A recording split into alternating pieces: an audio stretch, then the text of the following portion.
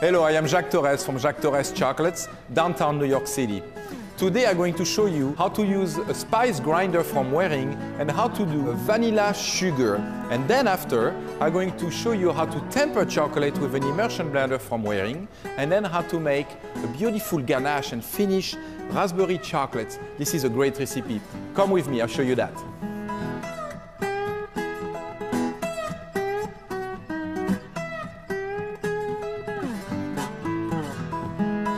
So now I want to show you the best spice grinder on the market.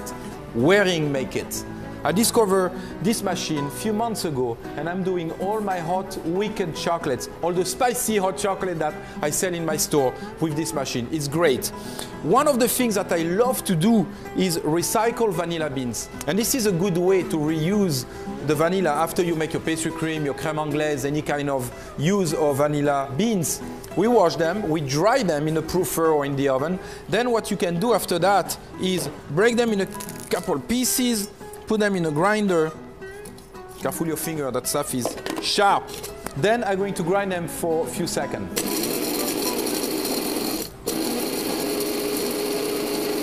Now already it's almost a powder. It goes very fast. That's what I love about it. When the vanilla is very thin, then you add the rest of the sugar. It's about 1 cup of sugar for 3 to 4 vanilla beans. And then the use of that will actually be for any kind of pastry that you're going to do, cookies, cream, or just put on top of something. So I'm going to show you that. Look at that. And it smells really good. Another amazing piece of equipment, the Waring immersion blender.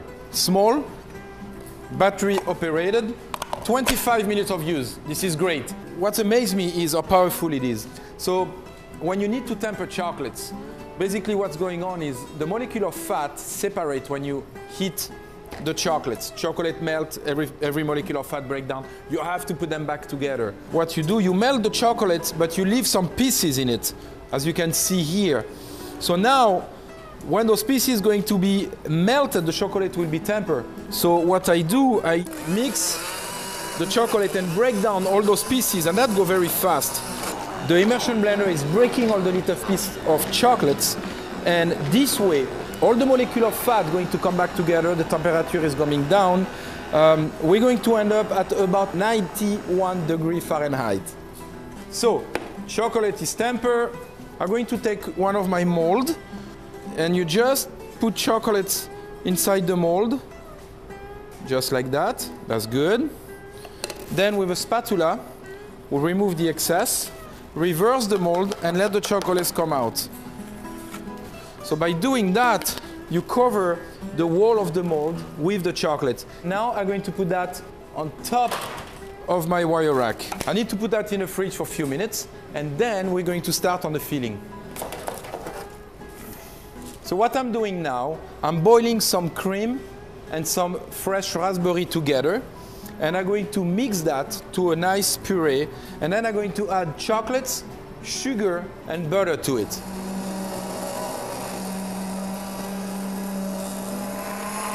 Now that everything is well mixed, next thing that I have to do is to add the chocolate. So the chocolate is going to start melting.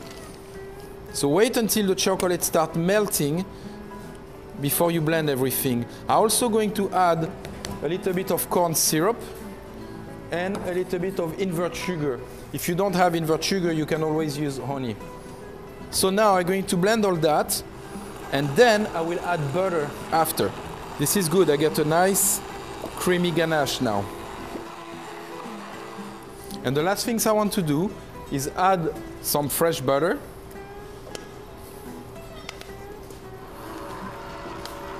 And that's going to bring even more creaminess to the ganache.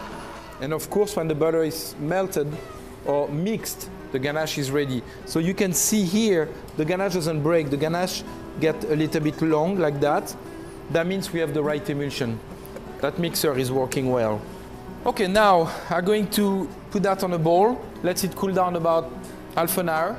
And then I'm going to be able to pipe the ganache into the chocolates. So I just fill my piping bag with a little bit of the ganache, and now I have to put that into the mold. Then the last thing that I have to do is cool down that mold a little bit, and then I'm going to cover it and close all those chocolates, all those bonbons with chocolates. Okay, now, as you can see, the ganache set. You see, if I move it, nothing is moving there. Take about 10 minutes in the fridge.